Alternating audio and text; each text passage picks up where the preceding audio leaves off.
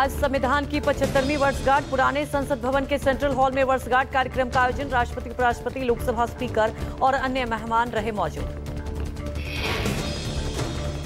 राष्ट्रीय गान के साथ शुरू हुआ वर्षगांठ कार्यक्रम का आयोजन। राष्ट्रपति ने संबोधन में कहा, संविधान देश का सबसे पवित्र ग्रंथ, लोकतंत्र देश की जननी है। राष्ट्रपति ने संविधान सभा में शामिल 15 महिलाओं को याद किया।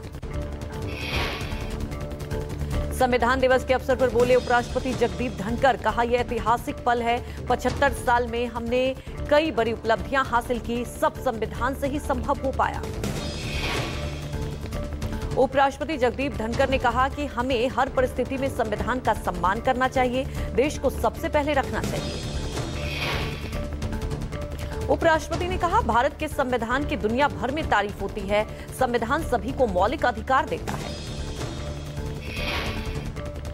स्वागत भाषण के दौरान लोकसभा स्पीकर ओम बिरला ने कहा, आज पूरा देश संविधान के प्रति कृतज्ञ प्रकट कर रहा है। हमारा संविधान सालों का तप, सामर्थ्य और क्षमता का परिणाम है। ओम बिरला बोले, 75 साल पहले आज ही के दिन हमारे संविधान को अंगीकृत किया गया। 2015 में हमने 26 नवंबर को संविधान दिवस के रूप में मनाने का निर्णय लिया था। 75वीं वर्षगांठ अवसर पर राष्ट्रपति ने सिक्का और डाक टिकट जारी किया। संविधान की गौरवशाली यात्रा टाइटल वाली किताबें भी लॉन्च की। संस्कृत और मैथिली में भी संविधान की प्रतियां जारी की गई। भारत संविधान के निर्माण के ऐतिहासिक महत्व और यात्रा पर आधारित शॉर्ट फिल्म भी दिखाई गई, जिसमें संविधान के इतिहास और इसके गौरवशाली परंपरा के बारे में बताया गया। संविधान दिवस पर पीएम मोदी समेत तमाम राजनीतिक दिग्गजों ने ट्वीट कर देशवासियों को दी बधाई। पीएम ने कहा, देशवासियों को संविधान दिवस की बहुत बहुत शुभकामनाएं। रक्षा मंत्री राजनाथ सिंह ने संविधान में एक नए भारत के निर्माण की आधारशिला रखी। सीएम योगी ने संविधान दिवस को लेकर कहा, संविधान लोकतांत्रिक मूल्यों के प्रति सम्मान को मजबूत करता है। संविधान दिवस के अवसर पर आप नेता केजरीवाल बोले, संविधान हमारी पहचान है और इसे बचाना हमारा धर्म है। प्रियंका गांधी ने ट्वीट कर कहा, हमारा संविधान करोड़ों भारतीयों का सुरक्षा कवच है, जो हमें हर तरह के अधिकार देता है। संकल्प लें कि हम हर हाल में इसकी रक्षा करेंगे। आज से कांग्रेस का संविधान रक्षक अभियान मेरी जान मेरा संविधान होगा शुरू। Door to door campaign Congress कार्यकर्ता करेंगे अभियान। कांग्रेस का आरोप, बीजेपी कर रही है संविधान को कमजोर। खड़गे समेत कई बड़े नेता संविधान रक्षक अभियान में शामिल होंगे। भेदभाव से छुटकारा, संविधान का नारा समेत अन्य मुद्दों पर राज्यों में रैलियां होगी। आम आदमी पार्टी का आज 13वां स्थापना दिवस। पार्टी नेताओं और कार्यकर्ताओं को संबोधित करेंगे आप संयोजक अरविंद केजरीवाल। पंजाब में आम आदमी पार्टी की आज से शुक्राना यात्रा। उपचुनाव में मिली जीत और नए पार्टी प्रदेशाध्यक्ष की नियुक्ति को लेकर यात्रा पटियाला के काली माता मंदिर से शुरू की गई है। शुक्राना यात्रा पटियाला की काली माता मंदिर से शुरू हुई यात्रा कई शहरों से होकर गुजरेगी। यात्रा अमृतसर श्री हरिमंदिर साहिब, दुर्गियाना मंदिर और राम तीर्थ पर पहुंचेगी यात्रा। इस यात्रा से आम आदमी पार्टी मालवा, माझा और दोआबा तीनों रीजन को कवर कर रही है। दिसंबर में नगर निगम चुनाव हैं, ऐसे में आम आदमी पार्टी शहरी क्षेत्र को टारगेट करेगी। महाराष्ट्र में महायुति गठबंधन की जीत के बाद सीएम के नाम पर सस्पेंस जारी। फडणवीस के नाम पर लग सकती है मुहर। शाह नड्डा से आज फडणवीस, शिंदे, अजित की दिल्ली में मुलाकात होगी। 29 नवंबर को महाराष्ट्र में हो सकता है शपथ ग्रहण। सीएम पर अब भी सस्पेंस बरकरार। महायुति के नेताओं की अमित शाह, जेपी नड्डा से मुलाकात होगी। आज खत्म हो रहा है महाराष्ट्र विधानसभा का कार्यकाल। सीएम एकनाथ शिंदे राज्यपाल को सौंपा इस्तीफा। एकनाथ शिंदे ने सीएम पद से दिया इस्तीफा। लाडली बहनों की उपस्थिति में इस्तीफा दिया। अजित पवार भी आज राज्यपाल को अपना इस्तीफा सौंपा और महाराष्ट्र में मौजूदा सरकार का कार्यकाल हो रहा है समाप्त। महाराष्ट्र के सतारा में अजित पवार ने भतीजे रोहित पवार से लिए मजे। कहा, अगर मेरी सफा हुई होती तो तुम हार जाते और थोड़े से बच जाते। एक कार्यक्रम में अजित और शरद पवार के पोते रोहित में हुई मुलाकात। रोहित ने छुआ चाचा अजित पवार के पैर। मुंबई में एनसीपी एससी गुट प्रमुख शरद पवार आज पार्टी के हारे प्रत्याशियों से मुलाकात करेंगे। वाईबी सेंटर में होने वाली बैठक में हार की समीक्षा होगी।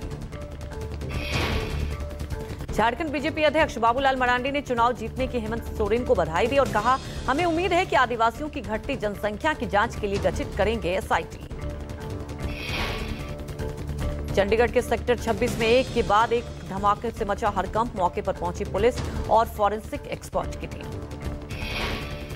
ये धमाके चंडीगढ़ में 2 नाइट क्लब के पास सुबह सुबह हुए और 2 अज्ञात बाइक सवारों ने सेक्टर 26 स्थित नाइट क्लब पर संदिग्ध विस्फोटक फेंके।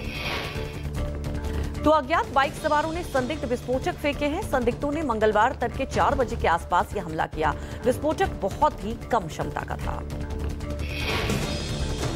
धमाके में कोई जानी नुकसान की खबर नहीं है, लेकिन क्लब के शीशे टूट गए। आसपास सुरक्षा भी बढ़ाई गई है। संदिग्धों की तलाश में सीसीटीवी खंगाला जा रहा है।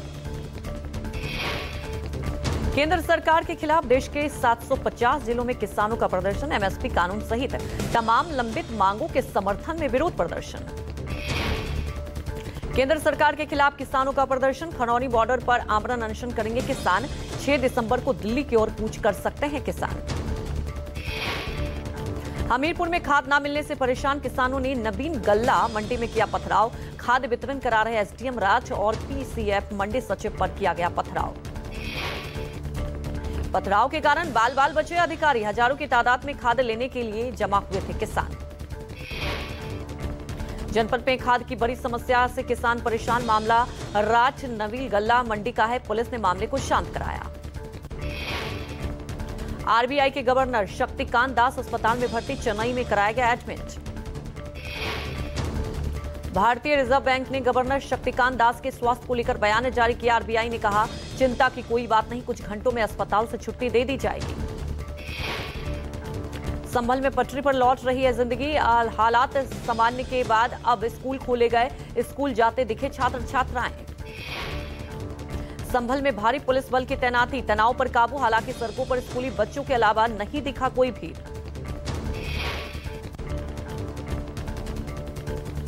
उसको 48 घंटे होने को आए और यहाँ पर अभी भी भारी संख्या में पुलिस बल तैनात है। हालांकि धीरे धीरे हालात जो हैं वो सामान्य हो रहे हैं और धीरे धीरे जिंदगी पटरी पर लौट रही है। और दूसरी तरफ पुलिस का धरपकड़ अभियान भी लगातार जारी है। अब तक कुल 25 लोगों।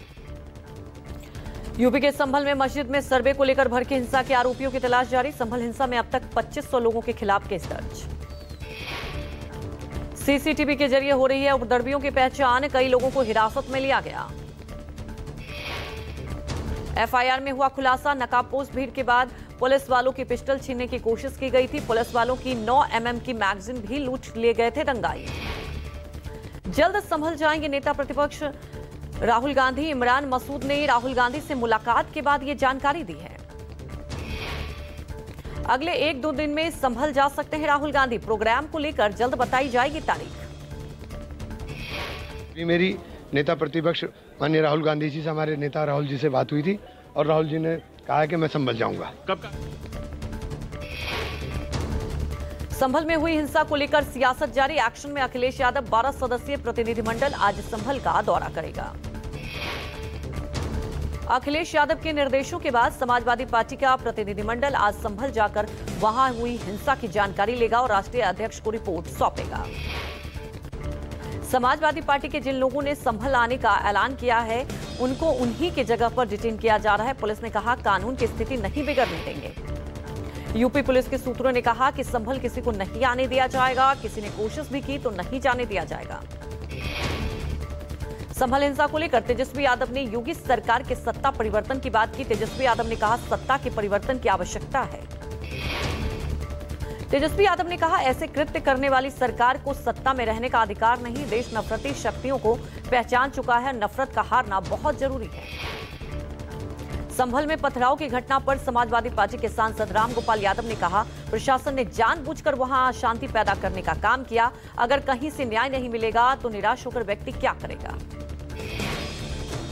अगर प्रशासन अनुमति देगा तो हमारा प्रतिनिधिमंडल वहां जाएगा। संसद में हमारी प्राथमिकता संभल का मुद्दा है, हम इसे छोड़ नहीं सकते। पश्चिम बंगाल में पशु तस्करी मामले में जेल से छूटने के बाद टीएमसी नेता अनुव्रत मंडल पार्टी की पहली बैठक में हुए शामिल। सोमवार को सीएम ममता बनर्जी के कालीघाट स्थित आवास पर बैठक हुई। छात्र संघ चुनाव में एनएसयूआई का बजा डंका। अध्यक्ष और संयुक्त सचिव पद पर जमाया कब्जा। लंदन दौरे पर गए एमपी के मुख्यमंत्री मोहन यादव ने सोमवार को पार्लियामेंट स्क्वायर गार्डन में महात्मा गांधी की पुष्पांजलि अर्पित की। राजस्थान के चित्तौड़गढ़ में मेवाड़ राजघराने के विश्वराज सिंह मेवाड़ को राजतिलक पर विवाद। कुल देवता के दर्शन के लिए सिटी पैलेस में प्रवेश को रोकने पर टकराव, पुलिस ने भांजी लाठियां। राजस्थान के मेवाड़ राज परिवार में संपत्ति विवाद। महाराणा महेंद्र सिंह के निधन के बाद उठा विवाद। महेंद्र सिंह के बेटे विश्वराज सिंह और भाई अरविंद सिंह मेवाड़ में टकराव। यूपी के लखनऊ में लोकमान्यगंज नहर के पास एक घर में सिलेंडर ब्लास्ट। आग पर दमकल कर्मियों ने पाया काबू, नहीं हुई कोई जनहानि। जम्मू के कटरा में रोपवे निर्माण के खिलाफ जो लोग प्रदर्शन कर रहे थे, उन्होंने फिलहाल प्रदर्शन खत्म कर दिया। कई घंटों तक प्रशासन के साथ हुई बैठक के बाद यह फैसला लिया गया। दिल्ली विधानसभा चुनाव की तैयारी में जुटी बीजेपी। सोमवार को हुई दिल्ली बीजेपी घोषणा पत्र समिति की बैठक। पार्टी नेता रामबीर सिंह बिधूरी की अध्यक्षता में बैठक हुई। अयोध्या के मिल्कीपुर विधानसभा सीट पर उपचुनाव का रास्ता साफ। याचिकाकर्ता बाबा गोरखनाथ ने अपनी याचिका को वापस ले लिया। चुनाव आयोग जल्द जारी कर सकता है शेड्यूल। जेडीयू नेता और केंद्रीय मंत्री ललन सिंह का मुसलमानों पर दिया गया बयान हुआ वायरल। मुसलमान नीतीश को वोट नहीं देते, फिर भी मदरसा शिक्षकों को मिल रहा है 7वें वेतन आयोग का लाभ। गुजरात में पकड़ा गया सीरियल किलर। 25 दिन में की 5 हत्याएं। क्लास्ट से हुई आरोपी की गिरफ्तारी। कर्नाटक, पश्चिम बंगाल, तेलंगाना, महाराष्ट्र के भी थे आरोपी की तलाश। हाल ही में क्लास्ट जिले में 19 साल की लड़की की रेप के बाद हत्या की गई थी, जिसके बाद गुजरात पुलिस को की गई टीम आरोपी की तलाश में जुटी हुई थी। 2000 से ज्यादा सीसीटीवी फुटेज की जांच में संदिग्ध आरोपी की तस्वीर कैद हुई। पुलिस ने राहुल जाट को किया गिरफ्तार। पुलिस के मुताबिक आरोपी राहुल अकेले लोगों को लूटता था और महिलाओं के साथ दुष्कर्म करता था। खासतौर पर वह ट्रेनों के दिव्यांग कोच में सफर करता था। सुप्रीम कोर्ट में एनसीपी के चुनाव चिन्ह से जुड़ी याचिका पर सुनवाई। एनसीपी एससी गुट प्रमुख शरद पवार ने पार्टी सिंबल घड़ी के इस्तेमाल का अधिकार अजित गुट को दिए जाने का विरोध किया है। दिल्ली हाईकोर्ट में आप संयोजक अरविंद केजरीवाल को सरकारी बंगला आवंटित करने की याचिका पर सुनवाई। पिछले सुनवाई में कोर्ट में केंद्र सरकार से तलब किया था। जवाब आपने की है केजरीवाल को सरकारी बंगला दिए जाने की मांग। शराब नीति मामले में मनी लॉन्ड्रिंग केस में आप संयोजक अरविंद केजरीवाल की याचिका पर सुप्रीम कोर्ट ने मनी लॉन्ड्रिंग मामले में केस चलाने की मंजूरी से संबंधित दस्तावेज ईडी से की है तलब। दिल्ली में स्कूल दोबारा खोले जाने को लेकर air quality management committee supreme court में आज देगी जानकारी। उच्चतम न्यायालय प्रदूषण मामले पर 28 नवंबर को होने वाली अगली सुनवाई में ग्रेड 4 पर लेगा फैसला। दिल्ली में प्रदूषण फिर गंभीर श्रेणी में पहुंचा। 400 पहुंचा एक्यूआई। दिल्ली में स्मॉग की परत भी दिखी। धूल प्रदूषण को कम करने के लिए पीडब्ल्यूडी वाहन पानी का छिड़काव कर रहे हैं और दिल्ली में अभी भी लागू है ग्रेड 4। बांग्लादेश में हिंदुओं पर हमले जारी। सोमवार को इस्कॉन संत चिन्मय दास की गिरफ्तारी के खिलाफ प्रदर्शन पर कर रहे लोगों पर हमला। जमाते इस्लामी और बीएमपी समर्थकों ने किया है हमला। 50 से ज्यादा हिंदू घायल। बांग्लादेश में हिंदुओं पर हो रहे हमले के विरोध की अगुवाई कर रहे संत चिन्मय दास गिरफ्तार। इस्कॉन के संत की गिरफ्तारी पर उठे हैं सवाल। पर्थ टेस्ट में बुमराह एंड कंपनी ने दिखाया दम। पहले टेस्ट में दर्ज की शानदार जीत। ऑस्ट्रेलिया ने 295 रनों से हराया। 47 साल पुराना रिकॉर्ड किया ध्वस्त। सऊदी अरब के जेदा में चल रहे आईपीएल 2025 की मेगा नीलामी सोमवार को खत्म। इस साल 62 विदेशी सहित 182 खिलाड़ी बिके। 10 फ्रेंचाइजी टीमों ने 639 करोड़ रुपए खर्च किए। आईपीएल नीलामी के दूसरे दिन भारतीय गेंदबाजों का दिखा दबदबा। आरसीबी ने भुवनेश्वर को 10 करोड़ में खरीदा और मुंबई इंडियंस ने दीपक चाह को 9 करोड़ और दिल्ली ने मुकेश कुमार को 8 करोड़ में खरीदा। आईपीएल में इस बार 13 साल के वैभव सूर्यवंशी की हुई नीलामी। राजस्थान रॉयल्स ने वैभव को 1 करोड़ 10 लाख में खरीदा। आईपीएल इतिहास में बिकने वाले सबसे कम उम्र के खिलाड़ी बने वैभव। भारतीय मूल के लोगों पर ट्रंप मेहरबान। एक और इंडियन अमेरिकी के बड़े पद पर हो सकती है नियुक्ति। काश पटेल को एफबीआई या फिर न्याय विभाग में बड़ी जिम्मेदारी दे सकते हैं ट्रंप। पेशे से वकील हैं काश पटेल और ओबामा के कार्यकाल में न्याय विभाग में कर चुके हैं काम। काश पटेल की पहचान एक आक्रामक अधिकारी की रही है।